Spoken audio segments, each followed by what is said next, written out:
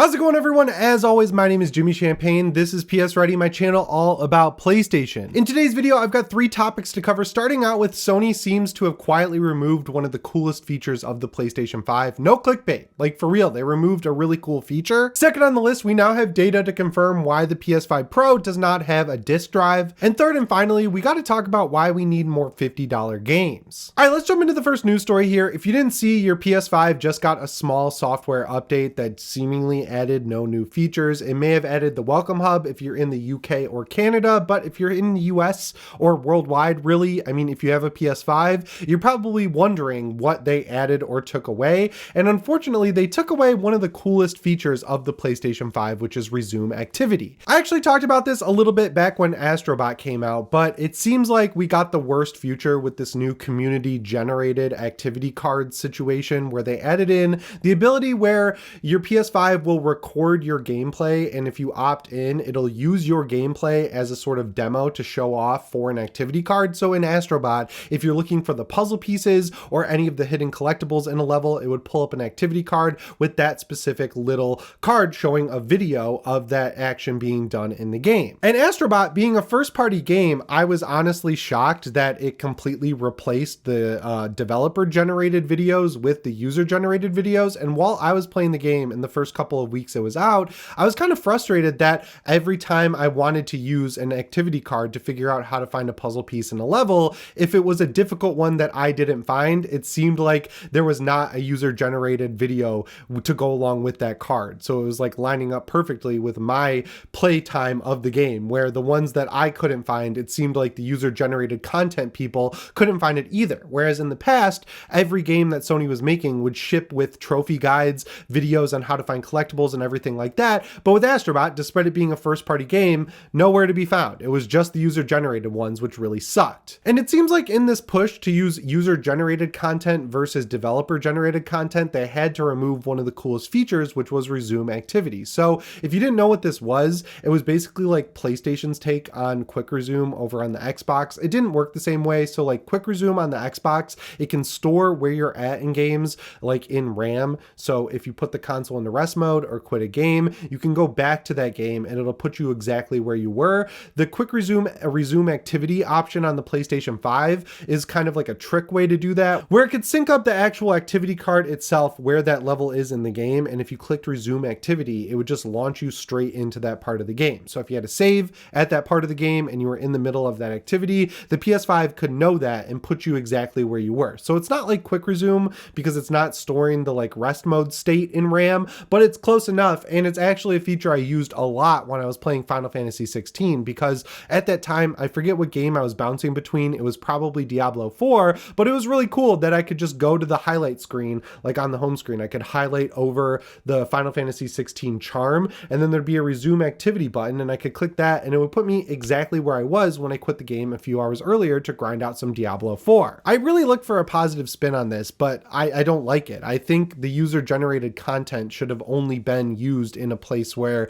you had a game from the third party or something like that, where the developer didn't want to take the time to make the activity cards. Then you could rely on the user-generated content. If it's a feature that you're shipping with the PlayStation 5 and you're not removing it, like these activity cards, I think every first-party game and second-party game like Silent Hill 2 should just bar none have that as a bare minimum feature. I know it takes time for these developers to make these activity cards, but it is a really useful feature that I personally use. Like the way I found out about it was because I was using the activity cards to get trophies and collectibles in Astrobot, and it really bummed me out when the ones I was looking for specifically didn't have user-generated level videos or whatever you want to call it. So I would have to go back to the old system, which is pull up YouTube on my phone and then go to the trophy tracker websites and try and find the videos that they recorded to show me how to do this. Like that was the best part of these activity cards, was that I could do everything on my TV with my PlayStation 5 and not need to pull out my phone, because when I'm playing games,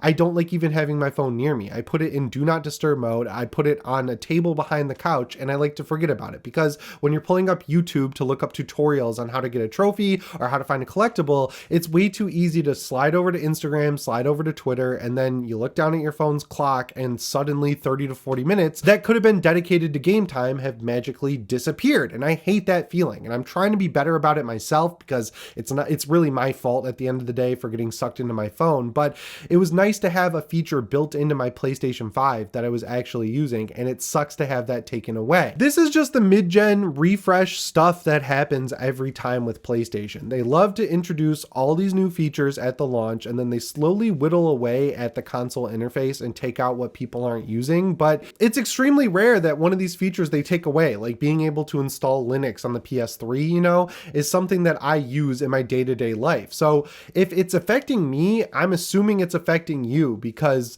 if I'm doing it, you're probably doing it as a hardcore PlayStation user watching this channel, and it's a real bummer that they took this feature away. This is like, I paid $500 for this console, man. Is it really that hard for the developer who spent 5 to 10 years now making this game to just run through the levels that they've run through probably hundreds or thousands of times? Like, I'm sure developers of Astrobot could just fly through these levels and show you where every collectible is in super short videos that aren't going to waste your time. But now we got user generated ones that aren't great. Sorry if you're one of the people who actually uploads them. It's not your fault, probably. It's probably the system that they have in place to upload those videos. And then half the objectives that you'd actually use the videos for don't have videos in the first place. So this is demonstrably worse, and I hope they fix it. This is just like, it's just bull that we have to deal with this stuff on a $500 console on the eve of a $700 console releasing. Like, you're charging me that much of a premium and you can't make video guides on how to do a trophy? Come on. Anyway, that brings us to the second news story here, which is why Sony feels comfortable removing the disk drive from the PS5 Pro. Now, there's two news stories here that are kind of at odds with each other. The first one is that like 70 or 80% of the PS5s that have been bought since this thing came out in 2020 have been disk drive enabled consoles. So given the choice to pay $400 for a digital console or $500 for a disc enabled console, or now $450 for digital, $500 for disc enabled, people are 8 times out of 10, I guess, because it's 80%, 8 times out of 10, they're choosing the disc drive enabled console, which would make you think, oh, they're playing their disc-based games because they bought the disc drive console. But we also have data from the same verifiable sites like Circana and GamesIndustry.biz that show that that's not the case. Like, even though people are buying disk drive enabled consoles, they're not buying disc-based games for some reason. The number last year was 75% of people were buying digital games over physical games, and this year it's all the way up to over 78%. So it's rising, which is absolutely crazy, because on this channel, every time I do my physical game show-offs, where I will show you what games I bought recently for my PlayStation 5, everyone in the comments is like, yeah, let physical continue on. I love buying physical games. And it was kind of clouding my mind and making me think, wow, maybe people are buying physical games. But it turns out that 80% of us PlayStation gamers now are buying all of our games digital. So like, there's two ways to look at this. Like, I could criticize Sony in the one hand, I get the criticize Sony hand,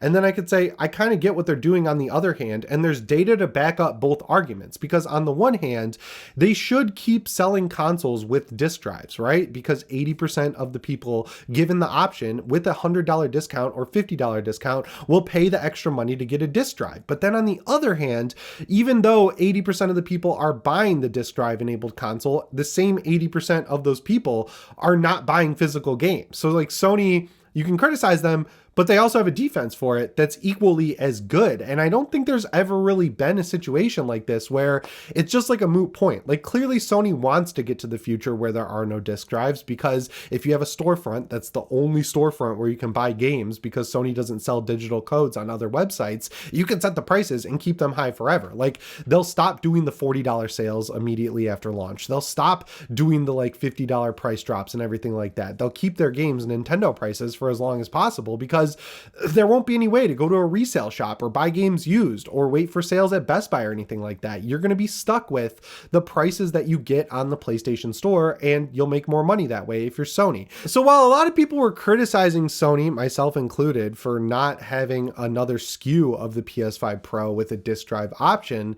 I mean, they're testing the waters. They're saying, hey, 80% of the people who bought PlayStation 5s only buy digital games. So if we like don't give them the disk drive in the box, or give them from a weirdly convoluted option to get that disk drive, which is buying it on Amazon or PlayStation Direct for $80 or whatever. Let's see if people still show up, right? Like they want that data to know if with the PS6 they can just sell a disk driveless console. And unfortunately, like it seems like they're going to be able to do it, which is a bummer. But anyway, that brings us to a really positive story, which is about Clair Obscur Expedition 33.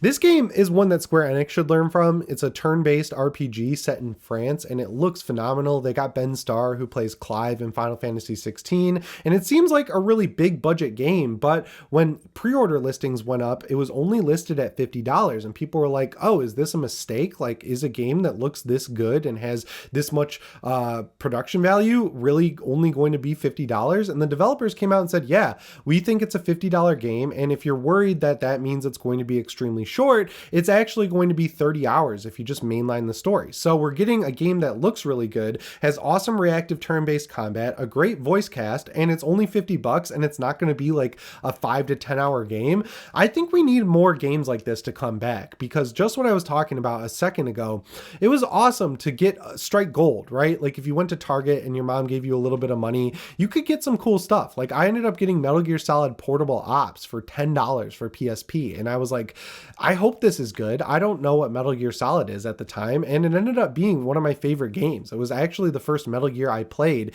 and it made me a lifelong fan of the franchise. And the reason I'm saying that in relevance to, you know, $50 games is PSP games were $40 back in the day. So you already started at a cheaper price point and you could get these budget games. And if you fill out the middle tier with these games that are $50 or $60 now, because games cost $70, those are great games to play in between the big stuff like Horizon or Gran Turismo or Silent Hill 2 and games like that. And a lot of the indie games I play are now getting into that quality tier of where I was back in the day, where I would get these $10 to $15 games and actually strike gold. So I feel like indie developers, if they get a game out that costs $10 or $15 and it sells really well, this is a good place for them to live, that $40 to $50 range. And I love games like that, right? Like I'm getting kind of sick of games that take like hundreds of hours to beat because I just don't have enough time in the day. Like even if I only played video games all the time, I think there are too many games coming out that are $70 or going all the way up to $100 that take hundreds of hours to complete. And I know there's an audience out there who